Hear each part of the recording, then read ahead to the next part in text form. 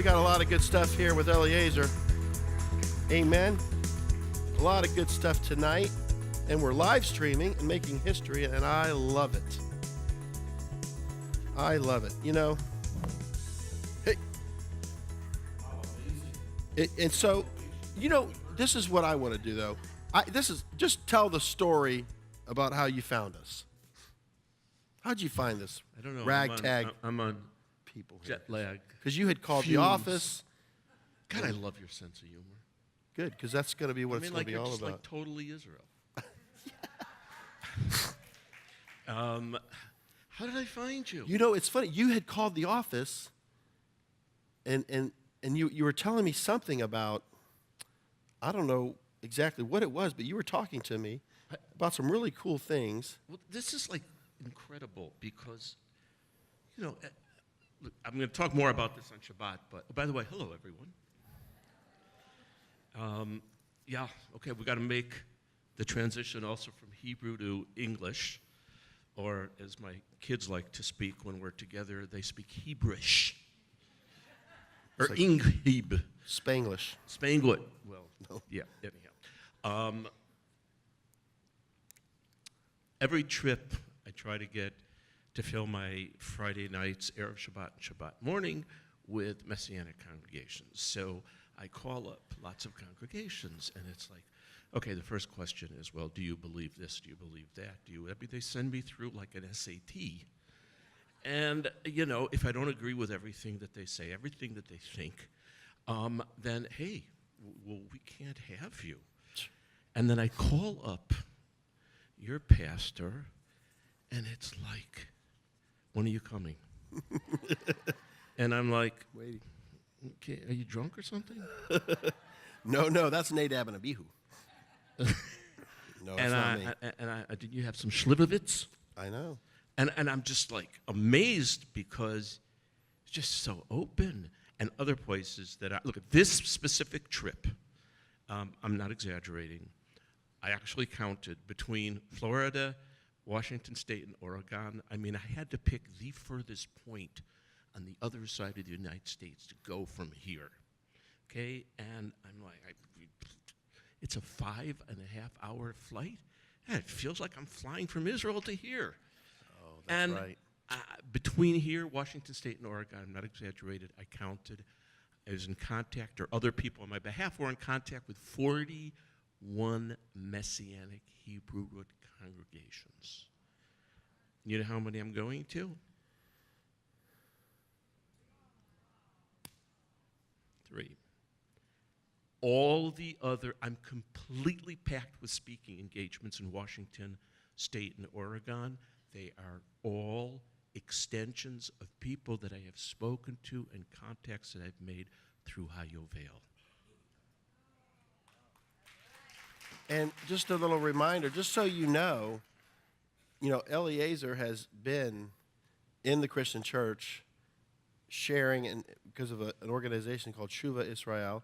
And so he's got over 25 years of experience. He retired from that organization, and now he's doing the things that he's doing. But I'm saying that he has 25 years of experience dealing with cereal, the fruits, the flakes, and the nuts. So I've enjoyed all the places he's been to and telling me these stories about the churches and the pastors, and I'm just like, I hope he doesn't have a story on me.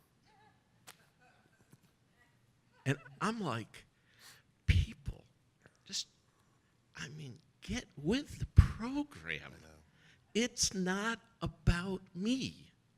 You know, we're just like all vessels that God is using to bring everyone closer to him, which involves Israel an awful lot. That's the stepping stone. That's right. For everyone to draw closer to God.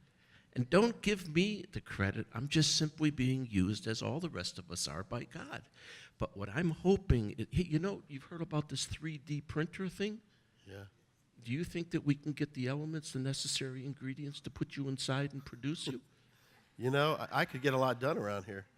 Yeah, but really, seriously, I come here and I really walk into the office and I just feel like I own it. You people are so friendly. It's like, can't you just, be rough, be tough, be Israeli. What are you doing here? You know, it's interesting because we're going to get into his testimony, which is very interesting. You know, I was reading actually a few books. One of the books I did read was the gentleman who was the mayor in Shiloh. You know who he is, David Rubin. But anyway, he's got an incredible testimony. And Hanok Young and different people, I've been reading their testimonies. And the reason why I'm sharing this with you is because the Jewish people are having experiences with God. And it's like they have this life that they're living, and then God comes in and just wrecks it and just does all this stuff, and they end up, you know, practicing their faith of Judaism. They end up going back to Israel. And so I'm seeing Eliezer's testimony now that I get to learn a little more about him, but I got to read David Rubin, Hanok Young. But I'm just saying that, you know, here we all are in the States, but he actually started in Chicago, and I just got off the phone with my mother-in-law who was visiting her husband that's up there doing a job, and she met him in Joliet, but just not that far from Chicago, but she was just coming from Chicago, and it's funny how I think she's going to be trying to watch the live streaming tonight. If she is, hi, Mom. And Chicago's a big city. Yeah, well, I haven't lived there since 1983. 1983, we've been in Israel for 35 glorious yet difficult years. People have a very idealized vision of Israel.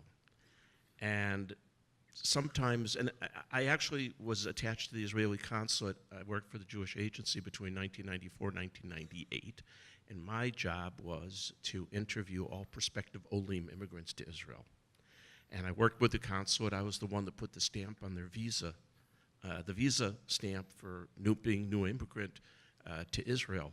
And for me, it was my main purpose in doing that, thinking of the English, Hebrew word, my tafkid, my purpose was to try to draw people, bridge between their idealized vision that they had of Israel, you know, where you come to the airport and everyone in Israel is so happy to see you. They're dancing Hava Nagila, and oh, please, we could do anything. Here's your choose. You've got 100 possible jobs. Choose whatever you want. That idealized vision of Israel and bringing them to the reality. Because the reality is those of us that live here, we've got to make a living. We have to find a job. We have to learn a new language. We have to find schools for our children.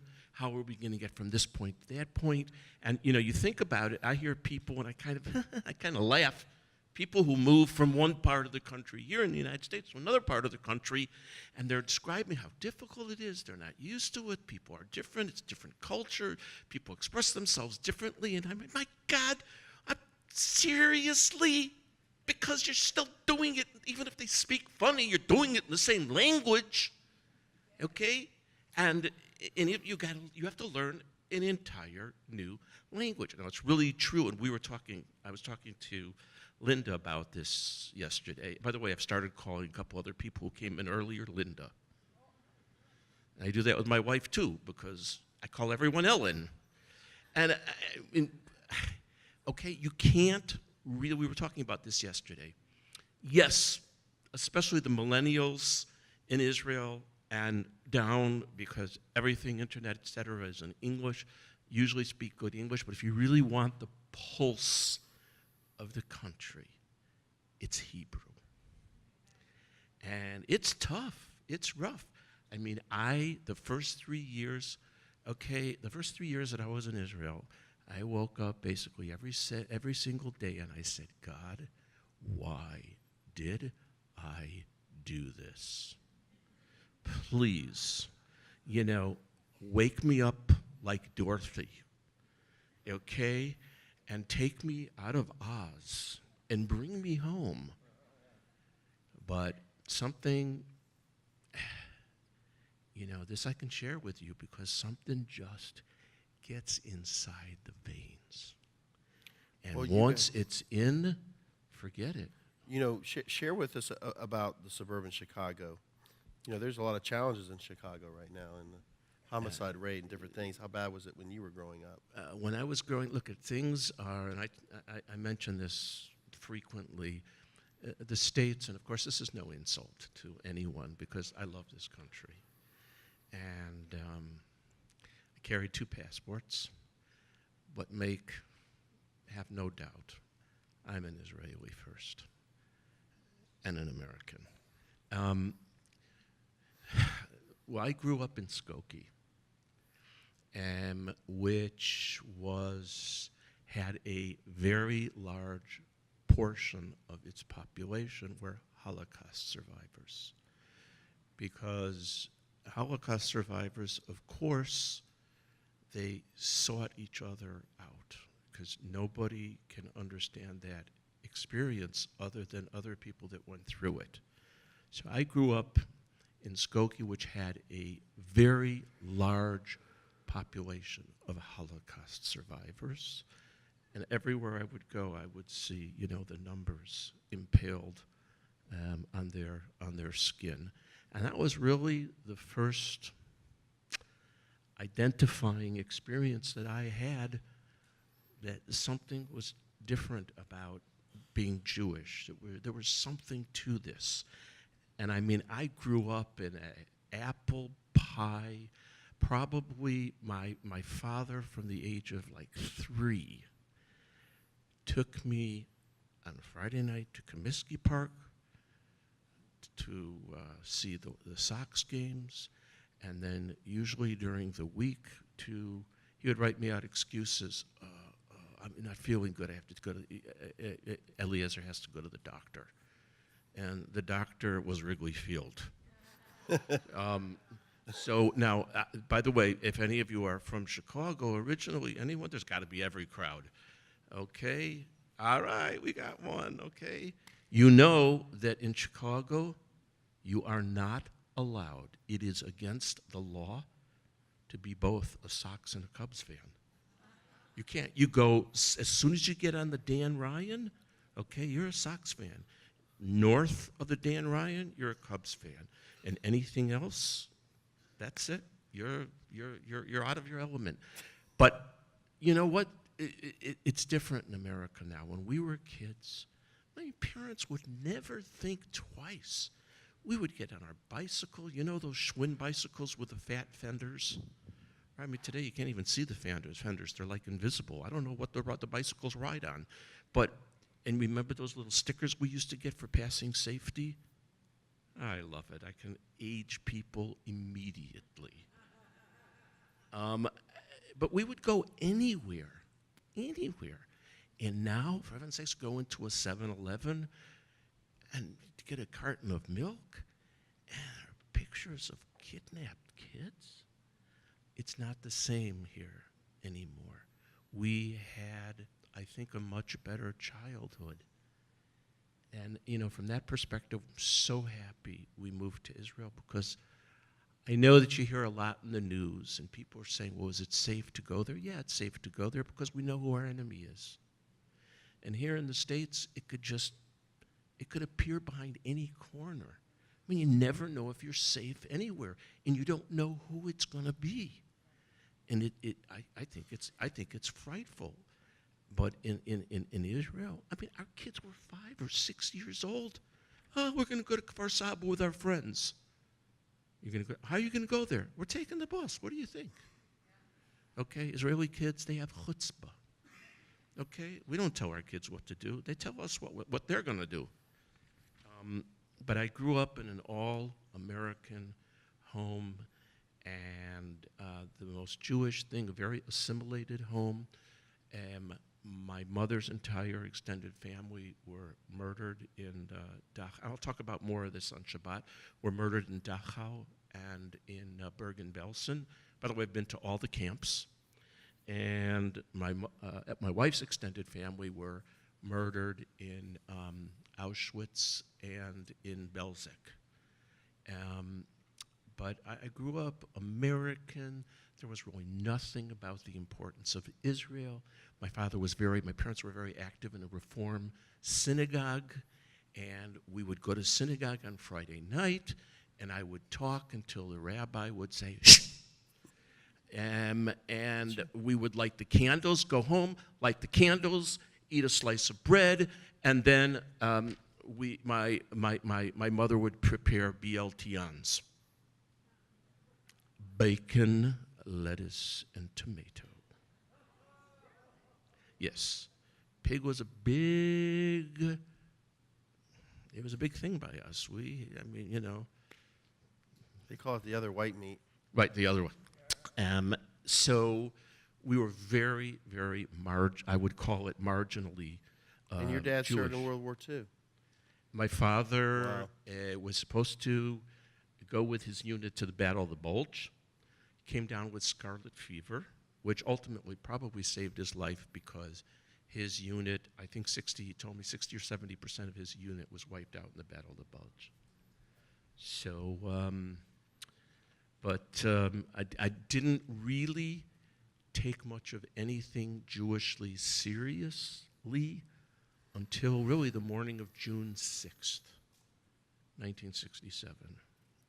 And I was on the swimming team in high school. I really, really liked the Leviticus, going over the Parsha. Yeah.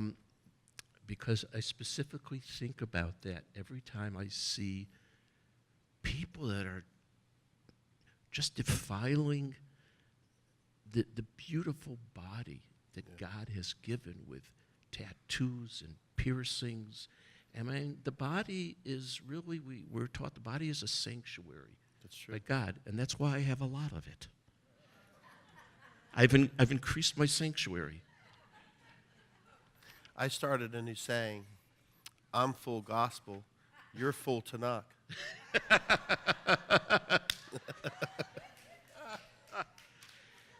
But for me, the real, I think we can all look back on our lives and we can say that there are some moments that we have in our lives that really changed us and set the path for the future. And for me, driving on the morning of, riding a bicycle on the morning of my good old red Schwinn bicycle, on the morning, riding that, I was a freshman in high school, riding that bicycle to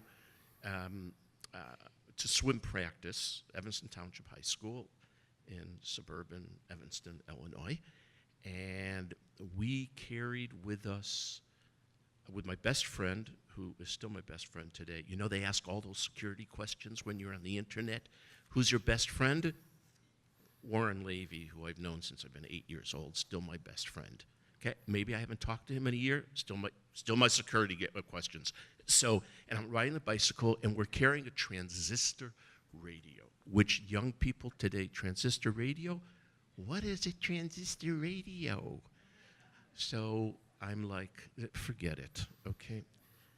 And all of a sudden, a emergency bulletin comes on that says war broke out in the Middle East between Israel and her Arab neighbors. You got to picture this, because this is totally a God thing. I get off of my bicycle, and just like this, I raise my hands up to heaven and I say, God, if you protect my people and Israel is victorious in war, I promise you that one day my family and I will move to Israel. Wow. Oh, boy. Now that's pretty powerful, because if you had shown me on a globe, you had said, Eliezer, where's Israel? I would turn it around 5,000 times and tell you, I don't have the slightest idea. But, God just put it on the heart. Hey, and this is what we believe. We believe that there is a spark in every single one of us. And when the time comes, God ignites that spark. And that's really what's so cool about being here, is it is completely illogical. What do you have with Israel? Seriously, are you nuts? Where does it come from? It's because first of all, I believe you are part of Israel, and you are scratching your way back. Amen. That's coming from you. And by the way, this is going on all over the world, and now Israel about 2 years ago, set up a committee. We were talking about this in the Knesset, recognizing that there are so many people now within the church that have Jewish roots, and especially it's estimated that 10 to 15% of the population of Portugal, Spain, Argentina, Mexico are what are referred to as anusim, okay? Lost Jews, Jews that were forced to convert to Catholicism. They're starting to come back. And maybe that's how we in Israel are going to resolve the so-called demographic problem. Because you're going to all come home and give us this tremendous boost of energy.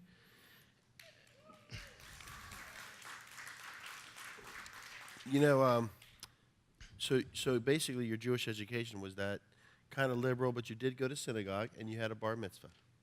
I did go to synagogue. I had a bar mitzvah. And the funny thing is, bar mitzvah, there were about 35 young boys and girls that were in our bat and bat mitzvah class. I was the only one who could not master the art of reading Hebrew. I had to have my bar mitzvah parsha transliterated into English. And now, God's humor. I'm a fluent Hebrew speaker, and I read and write perfectly, fluently in Hebrew. You know, God's got a great sense of humor. You too. Sure. So you're in, I mean, how many siblings are in your family? I have two sisters. You have two sisters. One in Milwaukee, one in San Diego. Are you the baby or the oldest? I'm sandwiched between two You're girls. the middle child. I knew that's what it was. He's the middle child. You can tell from my being so neurotic. Well, I don't know. It's like, you know, you're not the firstborn, but you're not the youngest. So, you know, you got like a little pecking order going on there, you know? But, yeah, sandwiched between two women. I mean, you know. What? So You'll you're pray in for me? Chicago, and so did you meet your wife in Chicago? Yes. We got to hear that story. We met in Chicago. That's the beginning, the middle, and the end of the story. No. We were actually part of a Zionist youth movement. And when we met, I ran after her. She ran away from me. I mean, seriously, can you blame her? We love to laugh at ourselves. And then finally, she came back, but from day one, it was, I am not dating you or getting involved with you, Eliezer, unless you make a promise, a pledge, you're going to move to Israel. And at that time, I said yes, but here's the truth. I can share with you, I was lying. Yeah. And This too will pass. Any of you have met my wife, you'll know. Once you meet her, I become a complete and total afterthought. She's really precious, 41 years.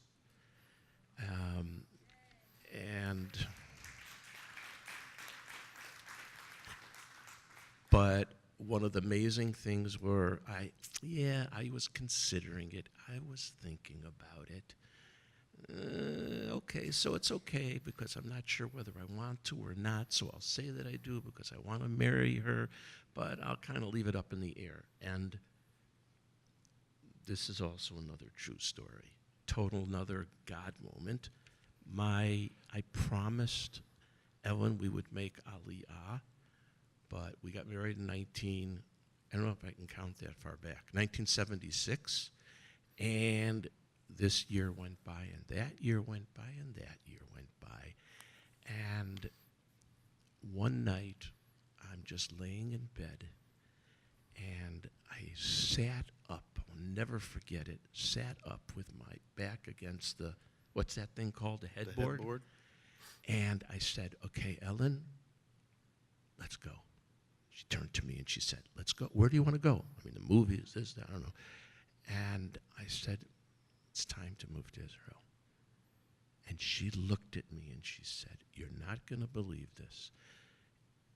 Just 2 seconds ago, I was saying to myself, I have to resolve myself to the fact we're not going."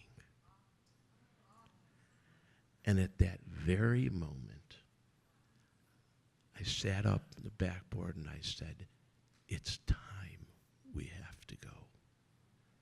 Yeah. And you had 3 children in your house at the time, correct? We had 3. When we made Aliyah, son was 5 years old. So when you stood up in bed, there was you and your wife, and there was 3 kids in the house too. We had 1 at that point, because when I did that, then we set the specific date. Gotcha. We're going in 3 years.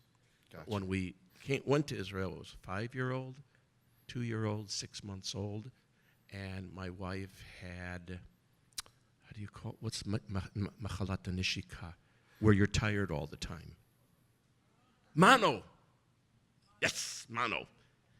And from day number 1, it was disgusting. My wife was like the glove that fit perfectly. I call it the non-OJ glove.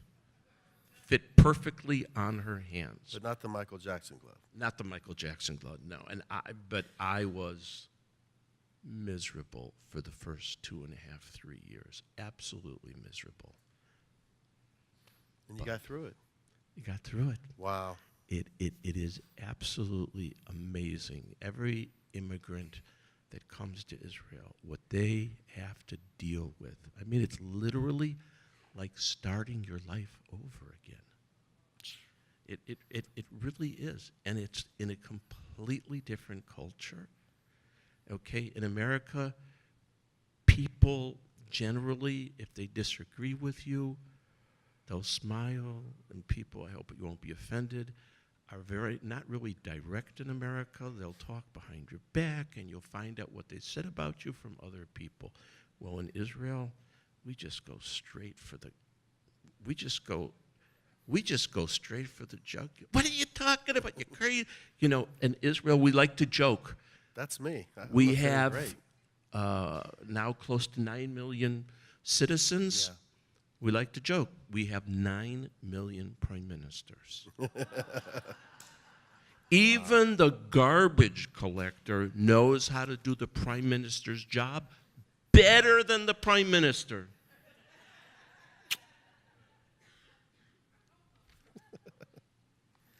But I was, religious school, I didn't really take it very seriously. This is what I used to do. And I made a confession to my parents before they passed away. I said, you know what? And I was really a good kid, but not when it came to religious school. My father would drop me off at the front door. When the bell would ring to start religious school, I would go out the back door. And I would go to a corner delicatessen where I would get a corned beef sandwich and a strawberry and chocolate milkshake. Okay, there's a bit of a kosher problem there, together with eating pig and bacon. I was mixing meat and milk, okay? And then what would happen, I would time it perfectly. I'd come back. As soon as the bell ending religious school rang, boom, into the building, through to the front door. My father would pick me up. How was Hebrew school? Oh, it was so great. What did you learn today? Oh, lots, but, I don't want to go into it. Wow. But Wow. when I was in a confirmation class, I was like 14 years oldish. Our rabbi, who, by the way, just passed away about 6 months ago at the age of 104, and his wife, 2 weeks later, after him, passed away at the age of 105. Had such tremendous, he was very, very good friends with a man by the name of Elie Wiesel. Elie Wiesel, how many? Coming night? Yeah, night, dawn, survived as a young boy my experience of being in Auschwitz. And he came and spoke to our confirmation class. And because he was very good friends with our rabbi was part of, maybe you heard the Kindersport, okay? And he was part of a group of young Jewish boys and girls that were taken out of Germany and sent, their lives were saved, they were sent to England for the period of the Second World War. He came to America, then he went to Reform Rabbinical School. He was very good friends with Elie Wiesel. Elie Wiesel came to speak to our confirmation class. And it was another experience that really changed my life, listening to this man describe. Didn't he just pass away last year? He passed away about a year ago, a year and a half ago. Describe what it was like as a young man living through Auschwitz. And he was describing himself at an age which was the same age that I was at that particular time, and had such a huge effect on me. And it really solidified my believing that it was important to identify with a Jew. And I said to myself, hey, look at the sacrifice that has been made over centuries by people. I am not going to be part of a generation that breaks that chain that goes back all the way to Abraham. Not going to happen by me. And that was also a big part of why I chose to come and live in Israel. Because all of our children have married Jews. They have all served in the Israeli armed forces. They're productive. They're giving to Israeli society, to economy.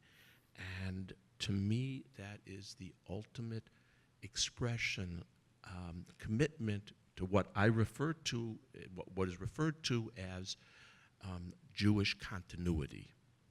So when you made Aliyah and you had your wife and you and the 3 children, you had to make these adjustments, and then you had a child that was actually born in Israel, a daughter. She was born in Jerusalem on Rosh Hashanah in 1990. My wife's water broke as we were eating chicken soup. Wow. And she was like, we got a problem here, George. That's some good soup, you know what I mean? The best soup ever. So now that you're in Israel and everything, because for the sake of time, how did you get involved, of course, in traveling and speaking to Christians around the world through Shuva Israel, whatever? How did this come about? I mean, this is a neat story. Well, it actually started in Prophecies 1994 in the Bible and stuff. when I was working with the Israeli consulate and interviewing and signing the visas for new immigrants. And the Israeli consulate had a speakers bureau. And they put me on, we're going to get that American Jew over there.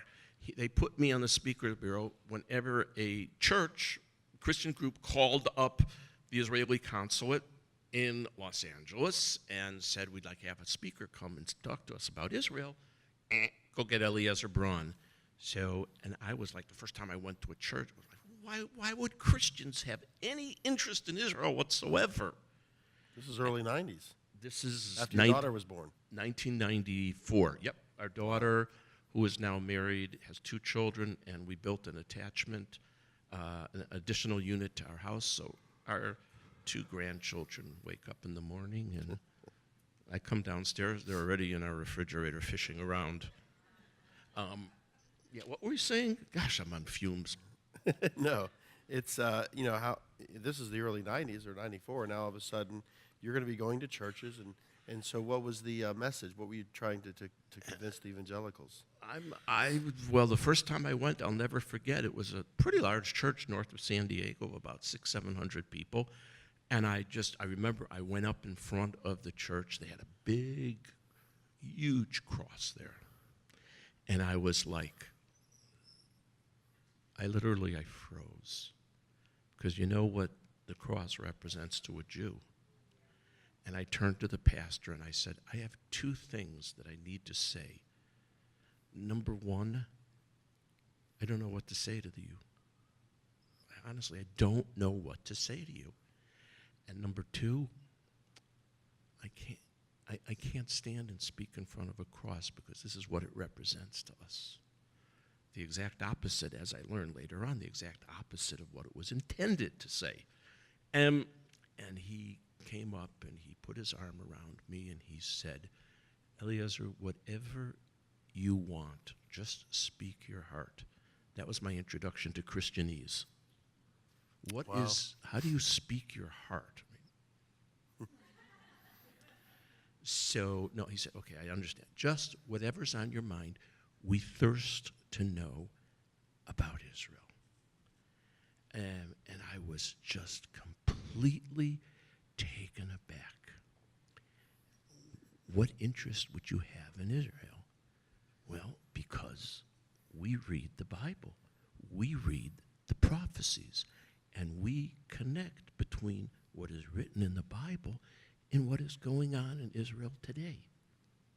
And once I made that connection, I was thrilled to go back and speak to Christians because they actually listen. You know, I went, because while I was with the Israeli consulate, I went and I spoke to Hadassah women groups, I spoke in synagogues. It didn't matter if they agreed with everything I said. They found something to disagree with. Because that's our nature. We're argumentative. So, and once I made that connection, I was like, just like it was like addicted. Wait, I gotta go connect with these people.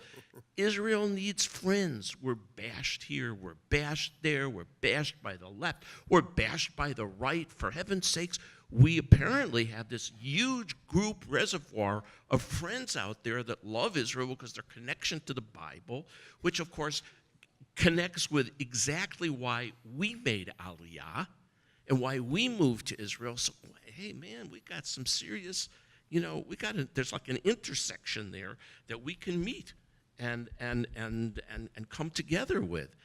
And it to me, it was mind-boggling. And what did he do about the cross?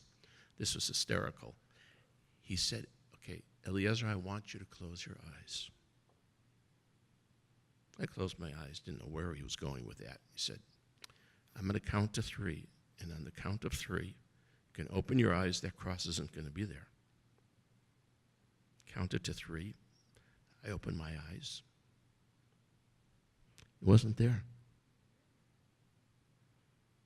I mean, it was there, but it wasn't here. Interesting. Did you have a video that you wanted to show? About 10. We had a few videos, but what would you really like for them to get away from tonight? I'll tell you.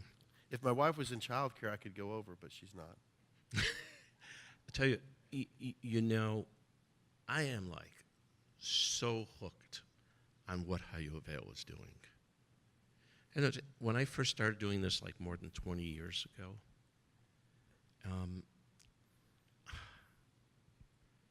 there are things that are going on right now in terms of relationships that are being built, the bridges that are being crossed, that there's no way this could have happened. So people say, well, sometimes, what is it? Why do you go to Christians like you asked? So you know what? Instead of explaining it, I want to show you the result of where things have moved since I started in this 1994. And, you know, I saw Hanoch and Ariel a couple weeks ago, and you're going to love Hanoch. He's great. And a phenomenal tour guide, not quite as good as our son, who's also a professional tour guide. But it's okay. Second best in Israel out of thousands of tour guides. You'll be well taken care of. We'll give you that. We'll give you that. Okay. But these things are just would have been. There's no way that you could have envisioned. So there are 2 Hayovel videos, and they're Are you tired of videos number prophecy? 17 and 18, Okay, let's do that. where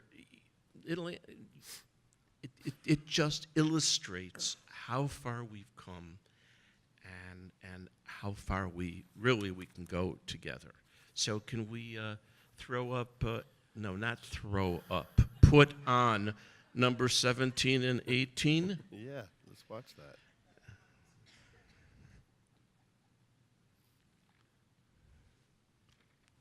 Will ever get old?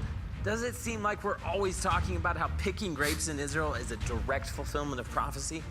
Well, here's another question for you. How could 200 Christian Zionists from the United States, Canada, Sweden, Colombia, Latvia, and even Bulgaria come to the most hotly contested piece of real estate in the entire world to do just one thing? And that's to pick grapes. Is this a coincidence or maybe a nice humanitarian volunteer trip? Or could it be something more?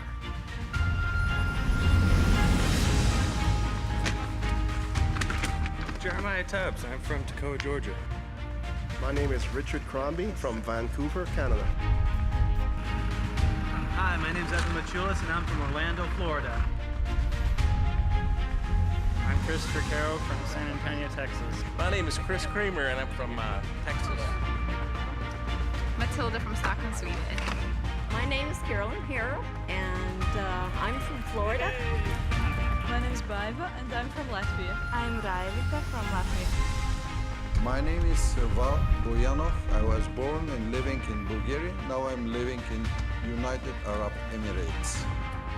Sherelle from Kansas City, Missouri. Mi nombre es Víctor, vengo de Colombia y estoy contento aquí recogiendo uvas, compartiendo con ustedes. Do you see this cluster of grapes? When the 12 spies returned back to the people of Israel in the desert, they were carrying a huge cluster of grapes from this very area that I'm standing in this morning. 10 of the spies chose to focus on the negativity of the land, but 2 of them, Joshua and Caleb, brought a message that the land was good. Thousands of years later, there are Christian Zionist volunteers harvesting grapes in the Judean hills this morning in the very same place that first cluster of grapes came from. In 3 weeks' time, these people will be returning back to the nations with an unforgettable experience. And their message to the rest of the world will be that the land is good. Okay, we'll go for it. Okay. We're going to go for number 18 now. Let's do number 18. The nations are coming to harvest the land. By the way, Je 18 m'appelle is Jean-Louis, high. je viens de France. Mitt namn är Martin Häggström och jag är från Sverige. Ik ben Eliezer Braun en ik kom uit Oldebroek in Nederland. 我叫做張禮樂，係香港嚟嘅，咁就亦都叫做 Amy 啦。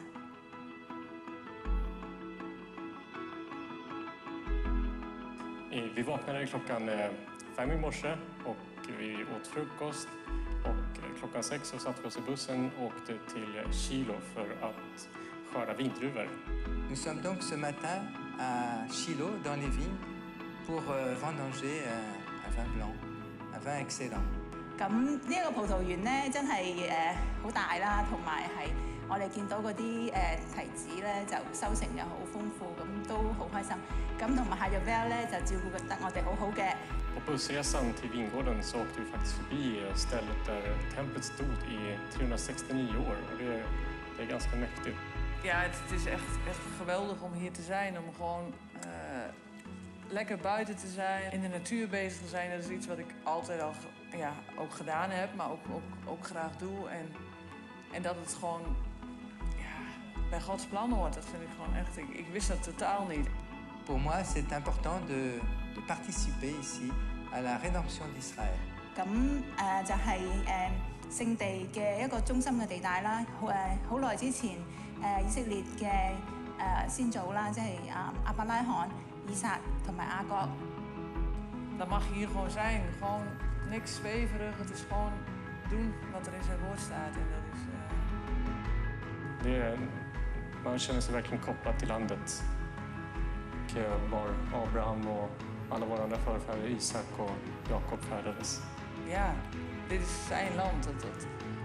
Ik realiseerde het me nooit zo, maar het is echt zijn land en hij houdt van dit land. För Sions skull vill jag inte tiga. Om Sions wil zal ik niet zwijgen. Pour l'amour de Sion, je ne me tairai pas. 為你錫安的緣故，我不會爭論。 All right. You know, he has some more videos. I'm pretty sure we're going to be able to get to those Saturday. And just in closing, you know, just to set the record straight so we all can come to an agreement. So what do you feel is the purpose of building relationships between Jews and Christians? What's the real purpose? What can we say, this is what we're going to do, this is how we're going to do it, and have a common goal? What would be that purpose? My dream is, like I said, what you just saw, would be unthinkable 10 years ago. And it's happening in a Orthodox Jewish community, and they are the most likely group of people to turn their backs and say, Christians, get out, we don't want you. God has a different plan. Basically, I'm interested in being a part of God's plan. I think it's amazing, you know. And, you know, Tommy Waller and I always have a joke, and you mentioned this earlier. I say, oh, Tommy, stop doing that. You're provoking me to jealousy. And the truth is, you call it provoking to jealousy. You know what I say? I say it's provoking to relationship. And the truth of the matter is I want those hills filled not with 200 or 300 people. I want them filled with millions of people. You know, and I really want to challenge all of you, because we're at a place now where we have to have the conversation. We have to study Ephraim and Judah. Because Ephraim is doubly fruitful. It means he'll become what? A multitude of nations. So now all of a sudden, all over the world, non-Jews are wanting to do the Torah. It's written on their mind and their heart. So what are we trying to do? We're trying to come together as a community, Beit Tehila, and to accomplish what's already been foretold through the prophets. So Eliezer has a testimony. You have a testimony. In closing, tell them about your dream that you had. You had it twice. But he just flashed me a 3. Does that mean 3 minutes, 3 hours, or 3 days? I think it means 3 pieces of pizza. No, I'm just kidding. I told you, you know, even though the sanctuary, it can't handle any of that pizza. I got you. When are we going? One day this week. I had a dream. I've had a dream several times. I had a number of dreams, actually. And the dream that I have had several times is that Israel, all the people that live in the community settlements, what you hear about as the illegal settlements in the news, that we were being evacuated, and the army was coming together with the police to evacuate us from our homes. We had our furniture in front of our homes. We were all crying, how can this happen? We love this land. We've been here for a couple decades. This can't be happening. Gaza was Gaza, but this can't happen where we're living. And the army comes in with big trucks to load up all the furniture and everything. And just as that's about to start happening, all of a sudden we hear this rumble coming from the mountains.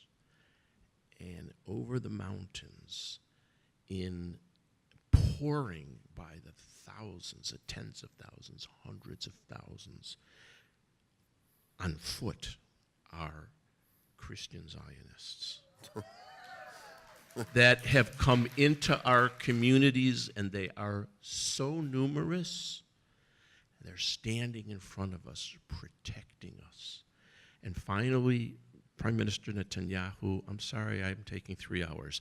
Prime Minister Netanyahu gets on the television and says, we have so much support, and that Israel's Christian Zionist friends around the world have given me the support that I now know that I'm telling our army and our police forces that were there to evacuate you, stand down and get out. Wow. Go back to your homes. You're there forever because we got you. Amen. And I've had that dream maybe 7 or 8 times. So, yeah. That's in the Bible. A number no man can count. And Well, Abraham. here's the thing, really, that I think is amazing, is that I have learned, Judah's come home, and the prophecy is Judah will be restored to Israel, and then God will restore the lost of Israel. Okay? Amen. Oh, so, Amen. that was 2 hours that went by really quickly. Yes, we know we're number one. This congregation is number one. Do we have time? Can we show Ellen's video? Absolutely. Let's do it.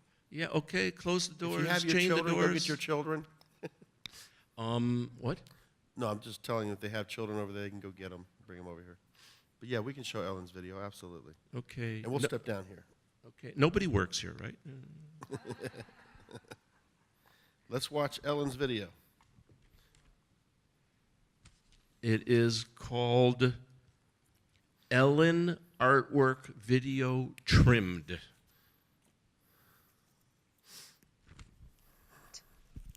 People are often interested in our life and lifestyle and how scriptures and these pictures connect to us today. I'll use the cycle of the year to help explain. Here's parting of the Red Sea, which reminds us of Passover and how we sit telling and retelling the story of the Exodus. This creation evolved by writing the entire book of Exodus. We're constantly connected to our past, feeling as though we were there by reliving and retelling the story every year, making it real for today. As you can see, I love what I do. I love living in Israel. Song of Solomon is the first of all of these microcalligraphy artworks that I created. It expresses God's love for his people. Song of Solomon is actually read on the Shabbat that falls during Passover. After Passover, we celebrate a holiday for modern-day Israel, Yom HaAtzmaut, Israel's Independence Day. Here we have the design that combines the flag of Israel today with the outline of the map of today's Israel. It's created using the words of the Israeli national anthem, Hatikva, the hope. The focus of this image and the anthem is the land of Zion. Jerusalem is highlighted in the center with the Star of David created using the ancient walls of Jerusalem instead of the standard blue star. I wrote Hatikva, the Israeli national anthem, 156 times because the letters of the word Zion, Zion, break down letter by letter and equal the number 156. After celebrating Yom HaAtzmaut, we continue to the next holiday, Shavuot, or Pentecost. This piece is Tree of Life. Its design is created using the entire book of Ruth. The flowers and the grass are the book of Ruth, reaching King David here at the bottom of the tree, under and supporting her roots. Here's an opportunity to explain the difference between my microcalligraphy artwork and other artists' micrography, who execute a watercolor painting of Ruth, cutting sheaves of wheat, the piece an entire watercolor painting. But where's the writing? Only Ruth's braid contains text, written in black ink. Perhaps the text continues in the border as well. A beautiful picture, but only a small portion with text. Here, the entire text is the composition, and the composition is the text. The tree trunk is filled with the words sung as the Torah scrolls are returned to the ark after the week's portion is read. She's a tree of life to those who hold on to her, and her supporters are joyous and given peace. Encircling the entire tree is the blessing of Sarah, Rachel, Rebecca, and Leah that continues with the beautiful blessing for the entire family. Woman of valor. The words of Proverbs 31, 10 through 31 create these biblical women. We start with the matriarch Sarah. Miriam is next to her. depicted singing praise to God after crossing through the parted Red Sea, the Passover story. After Passover, we fast approach the holiday of Shavuot, during which the book of Ruth is read in the synagogue Shavuot morning. Here is Ruth gathering sheaves of wheat. Continuing is Queen Esther. The story of Purim shines through her, a story of redemption. Purim is celebrated a few weeks before Passover. Then there's the prophetess Devorah, the fairest of judges and guiding light for all of us throughout history. May these women of valor bring a lifetime of continuing inspiration to each of us. It's written 30 times, 12 plus 18. 12, the age a girl begins her journey to become a woman of valor in her own right. Plus life, Chai, 18. If you've been to Jerusalem, you've seen the beauty of what has been built or rebuilt. But you know that the wall, the Kotel, is what remains after the destruction of the temple 2,000 years ago on the 9th of Av, the Jewish date that falls in July or August. 70 names of Jerusalem, Yerushalayim, written in gold, hovers over the ancient western wall. Jerusalem has 70 different unique spiritual names. I wrote these names in glowing gold microcalligraphy to create the word Jerusalem here. May Jerusalem of gold be completely rebuilt soon in our days. The original of this design is actually an embroidered satchel that I made for our second son-in-law's prayer shawl, then created this artwork from it. Jerusalem Star of David, Psalms 122. Pray for the peace of Jerusalem, Psalms 126, verses from Zechariah and Isaiah and more. Isaiah 62:1. I've set watchmen upon the walls, O Jerusalem. Take no rest until he makes Jerusalem a praise in the earth. This intricate piece depicts the rebuilt temple in the heart of the picture. Jerusalem, forever the center of the world, the center of our hearts. As you know, the Jewish year is a cycle. We've shared the holidays, starting here with Passover, reaching the saddest day, the 9th of Av, and the destruction of the temples. But then our attention turns again to joy and new beginnings, a new year, Rosh Hashanah, that will, God willing, bring us many blessings. Verses from the deep, heartfelt prayers recited on Rosh Hashanah, the new year, create these pomegranates. I inscribe these blessings 17 times. May you merit the fulfillment of the 18th time, the number that signifies life, this and every new year. We begin in Shabbat and every holiday with candle lighting. These graceful Shabbat candles are created with Proverbs 31:10 through 31, woman of valor. The flames are created using the beautiful blessing for the physical and spiritual health of the family. The halos of light surrounding the flames are the blessings for the children. The halo on the right is the blessing of Ephraim and Manasseh for sons. The left halo, the daughter's blessing of Sarah, Rachel, Rebecca, and Leah. I'm so blessed to bestow these blessings on our children and grandchildren every week. Down the center flows the blessing recited while lighting the Shabbat candles. I mentioned how blessed we feel to live in our home in Israel. This piece, Birkat HaBayit, blessing of the home, is a beautiful view from our dining room window. This is what I see each day as I say my prayers standing at this window facing the direction of Jerusalem. I ask myself, what can I do with this beautiful view? This is it. They dwelt in safety, each man under his vine and under his fig tree, and they built houses and inhabit them, and they planted vineyards and eat the fruit of them. And my chosen ones shall long enjoy the work of their hands, for they are the seed of the blessed of the Lord, and their offspring with them. May your families and your homes be so blessed. The strong and proud eagle. Isaiah 40, comfort, comfort my people. The letters of the word love, ahava, equal the number 13. This entire chapter is written 13 times to create these cliffs and valleys. 13 ahava, God's love for his people.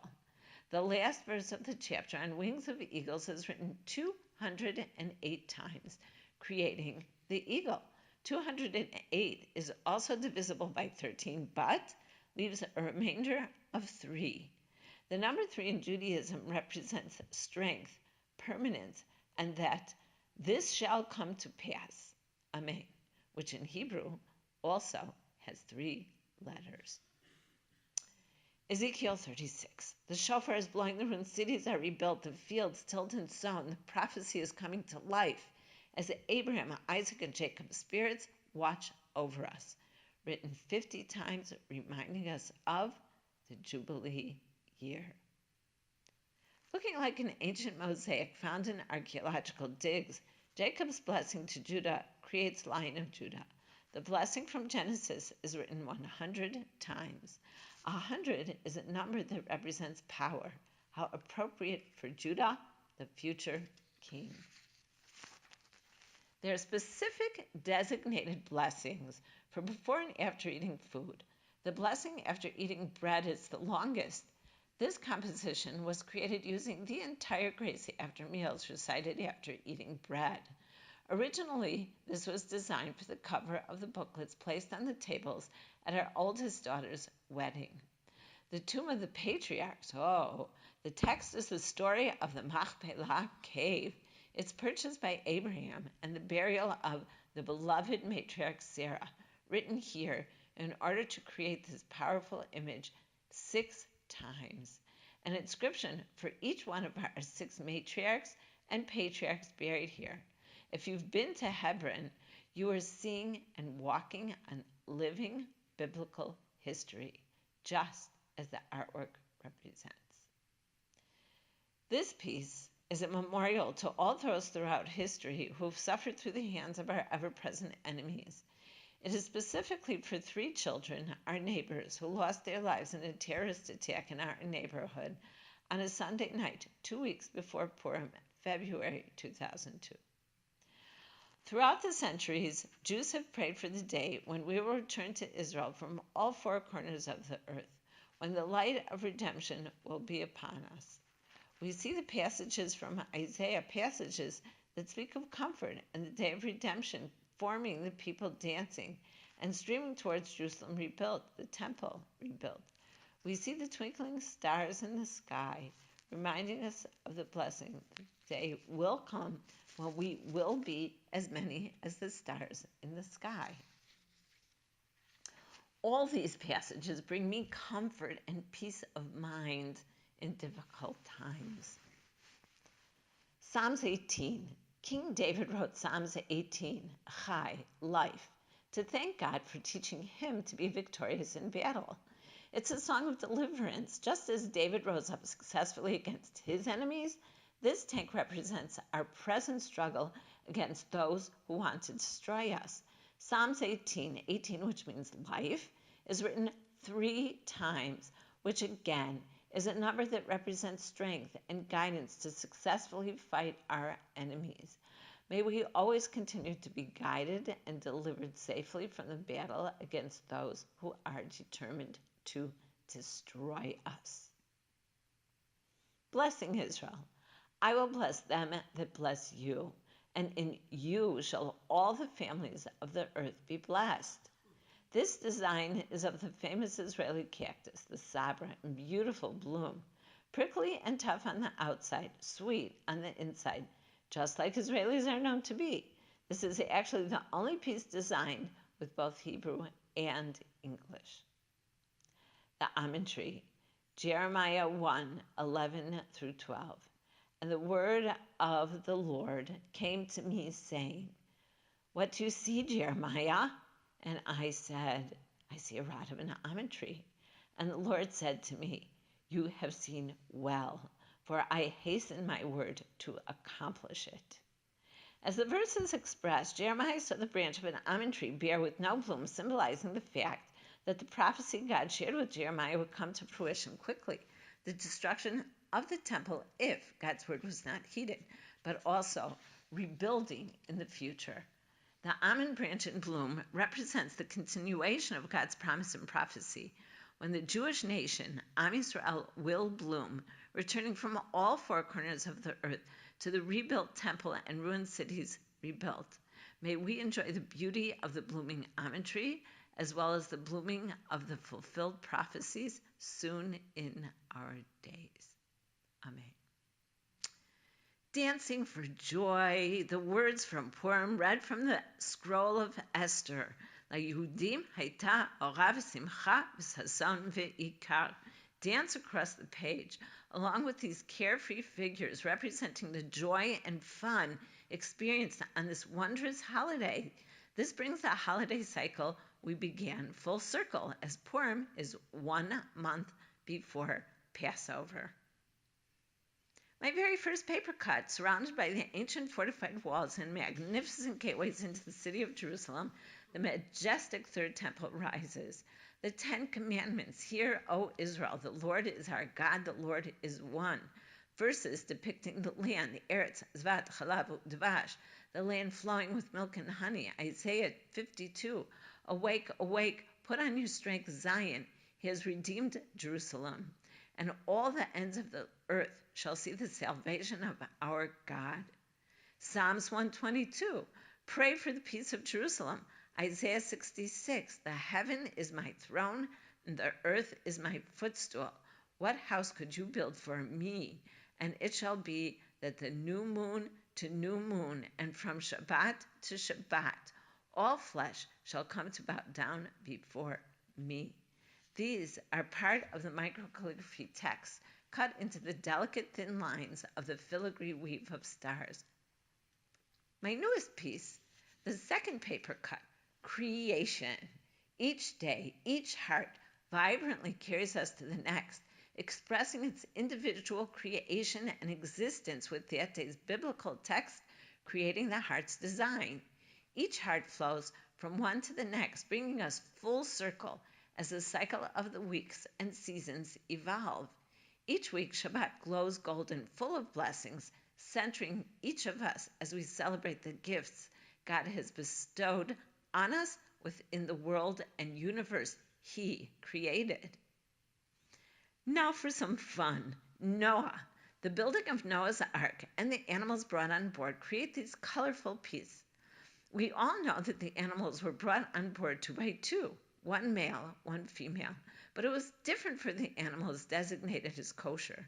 7 male, 7 female of each of these animals were brought on board. Therefore, the scriptural text is written 7 times. I say a prayer first thing in the morning after waking. Modeh ani, I give thanks. Thankful for the return of my soul to my body. Many parents recite this short prayer of thanks for their small children each morning, and they recite it with them, as I did with our children, and they now do with theirs. Each night before going to sleep, I say the Shema. Hear, O Israel, the Lord is our God, the Lord is one. While reciting the first line, traditionally one covers one's eyes in order to concentrate. As you can see here, all the animals are covering their eyes, except for the hippo, who's already sound asleep. Here we have the entire world is a very narrow bridge. The important thing is never to fear. Here you see all the different animals playing together, the giraffe and the elephant creating an amusing bridge. So much to learn from these words and so much to teach our children and each other. The entire book of Jonah read on Yom Kippur is written in all forms of sea creatures, swimming and floating along with Jonah in the belly of this frolicking whale, written 3 times for the 3 days and 3 nights Jonah spent having a whale of a time. And I've had a whale of a time sharing all of this with you. May any of these pictorial scriptures that you hang on your wall inspire and strengthen you for years to come, so that you don't have to remember everything I've said. With any purchase you make, you receive a full description, more detailed than what I've shared with you here today. Thank you so much, and blessings to you.